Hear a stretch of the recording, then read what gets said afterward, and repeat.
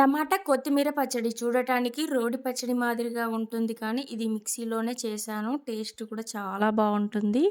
ఈ పచ్చడి అయిపోయేంత వరకు మీరు వదిలిపెట్టరు. అంత బావుంటుంది. ఈ కొత్తిమీర టమాటా పచ్చడి కోసం స్టవ్ పై ఒక పాన్ పెట్టుకొని, దాంట్లో ఒక 2, 3 స్పూన్ల పల్లీలను వేసుకొని వేయించుకోవాలి. ఈ కొత్తిమీర టమాటా పచ్చడిలో పల్లీలను మరీ ఎక్కువగా వేయకూడదు.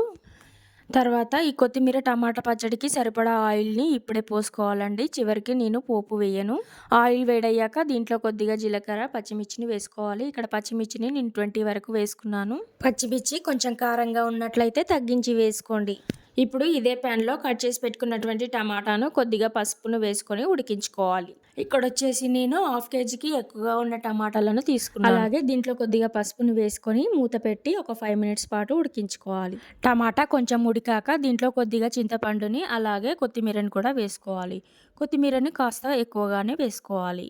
కొత్తిమీరను వేసుకున్నాక మరొక నిమిషం ఉడికించుకొని స్టవ్ ఆఫ్ చేసుకోవాలి. ఇది చల్లారాక ఒక మిక్సీ జార్‌లోకి వేయించి పక్కన పెట్టుకున్నటువంటి పల్లీలను, 5 వెల్లుల్లిపాయలను, పచ్చిమిర్చి, ఉప్పును వేసుకొని మెత్తగా గ్రైండ్ చేసుకోవాలి. తర్వాత ఉడికించినటువంటి టమాటాను కూడా వేసుకొని గ్రైండ్ చేసుకోవాలి. అంతే అండి, కొత్తిమీర టమాటా పచ్చడి రెడీ. దీనికి పోపు అవసరం లేదు. ఇలానే బావుంటుంది. అలాగే వీడియోని లైక్ చేసి సబ్స్క్రైబ్ చేసుకోండి.